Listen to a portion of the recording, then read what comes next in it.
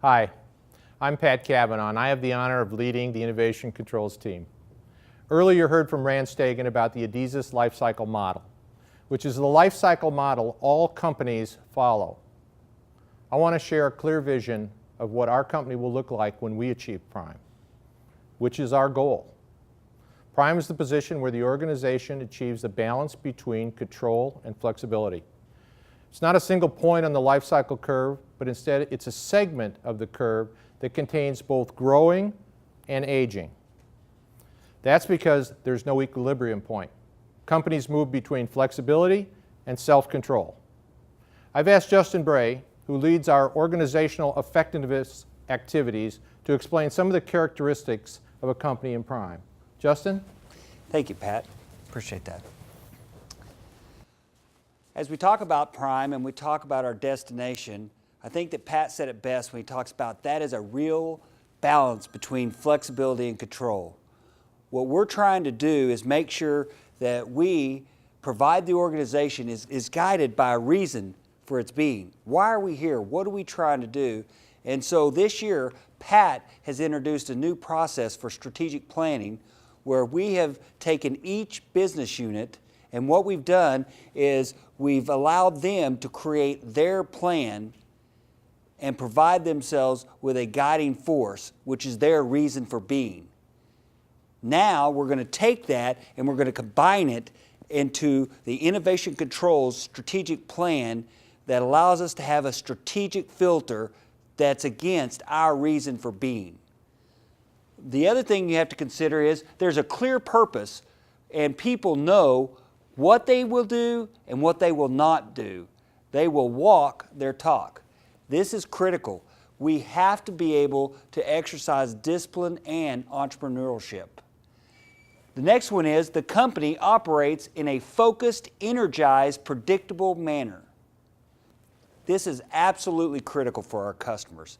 They have to understand that we as a company are very predictable. They have a predictable level of service. They have a predictable level of delivery. They have a predictable level of their interactions with us as a company. We are an ethical company that's going to do what we say and deliver on our promises. Also, stretch goals are set. They are aligned and consistently achieved. What I'm very excited about as one of the senior management staff members is that we are going through a process where we take the critical issues that face the company, then we're going to align on a set of critical success factors for 2014, and all of our goals will be in support of driving those critical success factors. This is exciting because that's how you truly develop a cascading approach to driving the business forward. Alignment of the efforts of all the individual functions. Also, we look at it, there is an enterprise-wide focus on customers and earning their long-term satisfaction. There is a high degree of customer loyalty. There is no greater compliment that we can have as an organization for a customer to say they will always do business with us. Our price may be higher.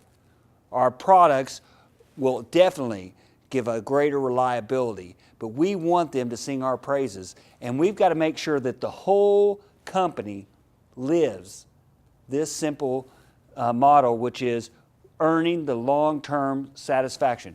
Pat has told us over and over, if you want to win in the game of business, what you do is gain long-term relationships with your customers. If we do that, we will be successful. And in Prime, we will do that.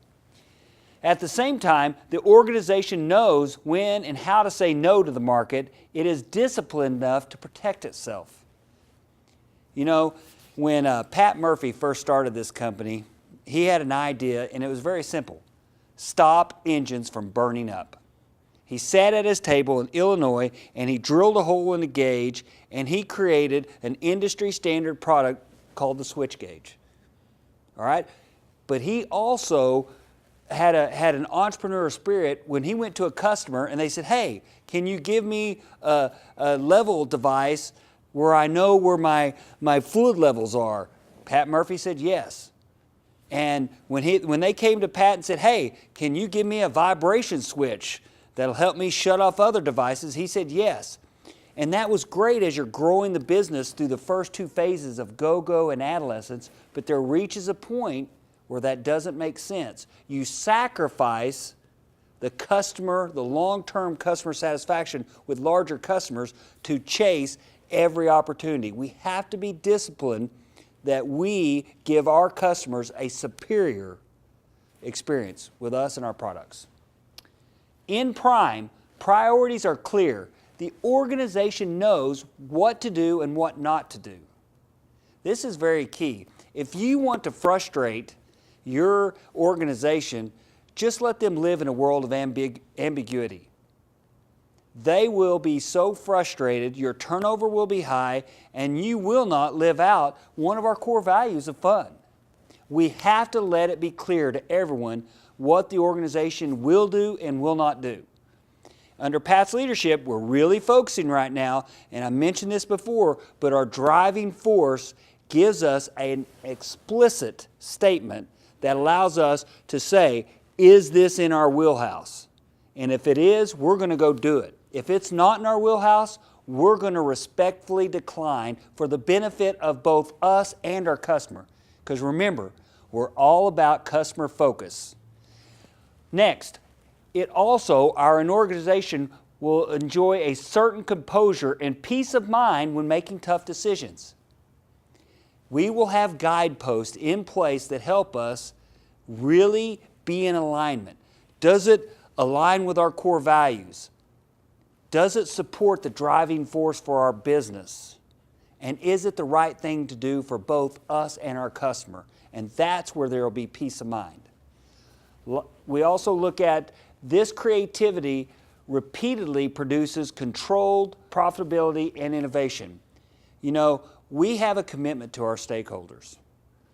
You know, I love this company, and I love it for several reasons, but one thing is they are committed to incentivizing our employees. We have what I believe is a world-class incentive compensation system. Our ownership has committed a certain percent of our net operating profits to go back to employees every year to let them share in the success of our company. This is a big deal. All right, so what we want to do is make sure that we remain profitable. Another thing about this company is we invest over 8% of our revenue in R&D, you know, engineering the products of the future. We take a long-term view, and if you want peace of mind, keeping that long-term view is critical. And in a prime organization, that is one of the filters that you always look at. We also want to look at our organizational structures. Do they work well? Are the opposing forces balanced? We also have a balanced scorecard, and that is a set of metrics that look at all the critical activities within our company, and it balances those against each other to make sure that we're not out of balance. And I can make this very simple. If you've ever driven a car that's out of balance, it's a miserable experience. It doesn't matter if it's a Mercedes, a BMW, or a Prism. If it's out of balance, it's just not going to ride well. And the same is true in organizations. You need to be balanced. And our balanced scorecard helps us as leadership to review those things and make sure that we're staying in balance. There's an alignment between vision, strategy, structure, information, resources, allocations, and rewards. I mean, this is what we work on. Pat and I have more discussions about the vision. Let me just go one step further. We went through an exercise where we established what is the value add that we contribute to the organization. On every senior leader, you will find the same statement, which is evangelize our mission, our core values, and our strategies. Not communicate, evangelize. And so we are very serious about making sure we have alignment of the organization as it relates to the vision and the strategy and structure.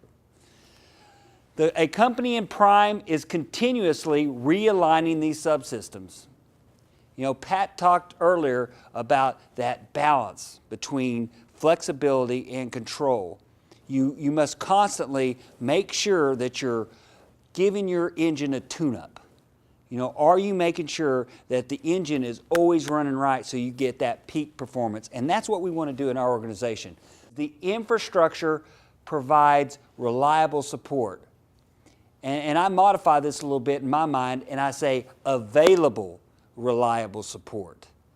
When our customer calls, they don't wait speculating whether they're going to get a call back. They know that they have available resources that are there to tackle their issues and concerns. The governance process is institutionalized. Everybody knows how we manage the business. Also, people know and understand where and how decisions are made. Each year, we do an event called pipelining.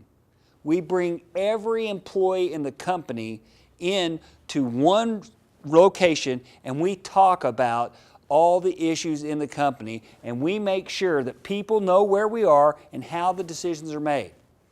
If there's tough decisions in front of us, we do not back down from those. We let the people know so that they can feel that honesty and integrity coming from us. People will not trust you if you do not speak with them openly and candidly about the good and the bad. And we take that very seriously. Decision making is done in an environment of healthy, constructive conflict. Now, we have rules of conduct. As senior staff, we passionately debate our point of view. We debate it without fear of repercussion, but we do it in a politeful, respectful manner. You'll learn this about Pat quickly.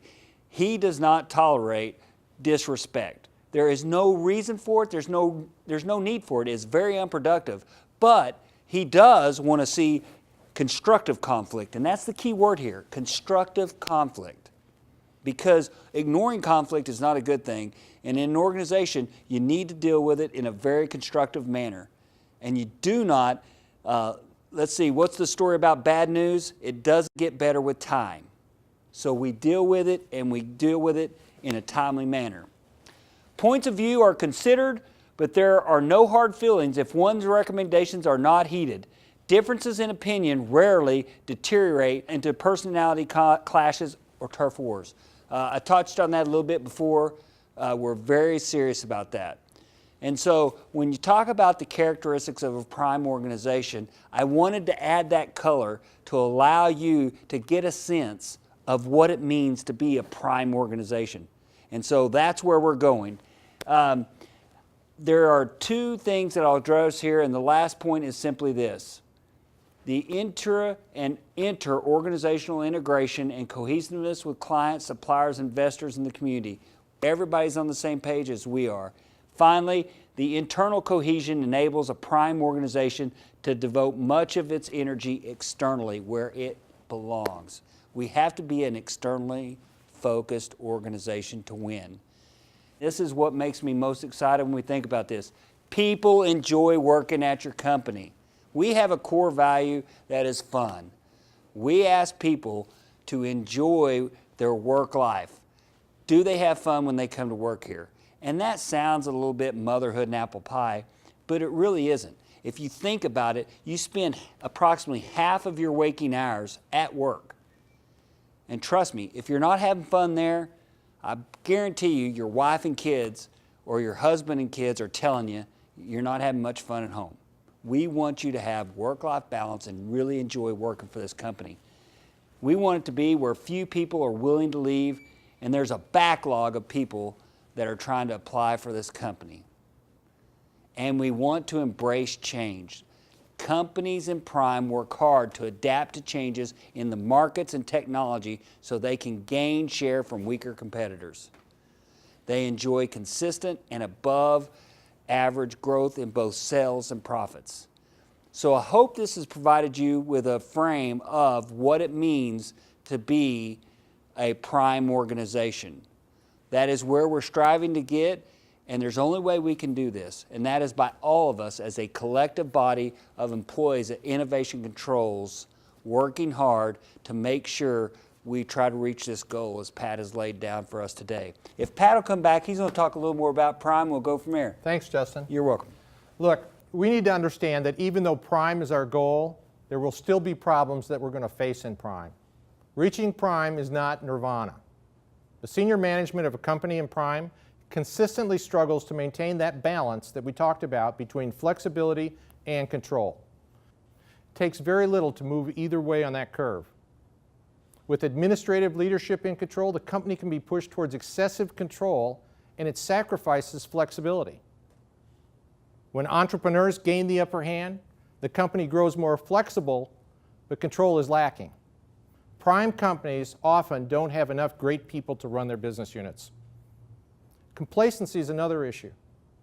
Prime is a temporary condition, not a permanent destination. Once you get there, the problem is staying there. The problem becomes if everything is fine, why change? And this is the first step to decline. The bottom line is the greatest problem of Prime is staying in Prime. We management must be proactive in activities that retard aging and encourage vitality of the company. Vladimir Horowitz, a famous pianist, once said that if I don't practice every day, I notice. If I don't practice for a week, my wife notices. If I don't practice for a month, the audience notices. That's why we will need to strive to constantly develop ourselves and continue to protect the vitality of the company. Justin, what do you see as the specific problems of a company in Prime? As we've talked about Prime, Pat mentioned that we're not out of the water yet, that we still have problems that exist. So I'm going to take the next few moments to talk to you about some of those problems that we will be facing so that we can understand that and better prepare ourselves to deal with those. One of the first things we have is insufficient managerial depth. Recently, we did our talent review process, and part of that talent review process is going in and identifying a succession plan. So we start with the very top of the organization and we go down, and when we looked at senior management, we found 64% didn't have a viable backup inside the organization today. And so that really has highlighted the fact that even though we're striving to get there, when we're there, we're still going to struggle with that managerial debt, and we've got to be able to address that. Another problem we need to be prepared to face is insufficient decentralization. We will have pockets of the organization that still haven't been effective in making sure that the decision-making required to run a Prime business is in place. We need to make sure that we are going down to the lowest levels of the organization and making sure that we have decentralized the decision-making so that they can adequately service our customers. We'll also see a problem with we desire to maintain status quo.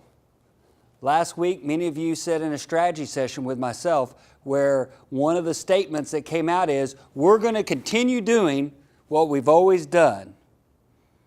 And I think someone quit back that, yes, and we will get what we've always got. And so the idea is, as we're in Prime, we need to make sure and fight off that pressure to remain status quo. In Prime, you will also see signs of decreased entrepreneurial activity. And that's actually the opposite of what we're looking for. In Prime, that's actually when you want to see entrepreneurism as at its greatest. You want to see that we're using that so that we can make sure that we're balancing flexibility and control. And so it's very important that we not let that happen. We also see that there's a reliance on what has worked in the past. You know, this is what we've done in the past, it was successful, so let's keep doing it. The problem is we're growing. We are bigger. When I got here in 2009, we had 76 employees in this building. Now we have over 200. Worldwide, we have close to 1,000 employees, and every one of those have a different view of the organization and what needs to happen. If we try to run ourselves like a $36 million business, those kind of philosophies are outdated and will not work in a Prime organization. There's a sense of security, no sense of urgency. You know, in order to satisfy the customer, our sense of urgency has to be at its peak. The best way for us to slide into bureaucracy is to allow ourselves to lose our sense of urgency. We have to maintain that. The last one is one of my favorites. Increase time spent in the office behind a desk. The way you win this and the way you stay at Prime is to stay in front of our customers. The day we find that we have a lot of our external facing people spending most of their time internally in meetings and different activities and not out with our customers, we've missed the mark, and we have to protect that. So these are some of the typical problems you'll face in Prime, and we want to know what they are so that we can mitigate those and prepare for them.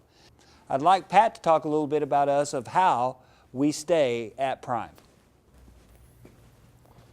The prescription to maintain Prime is difficult because the slide into aging is so subtle.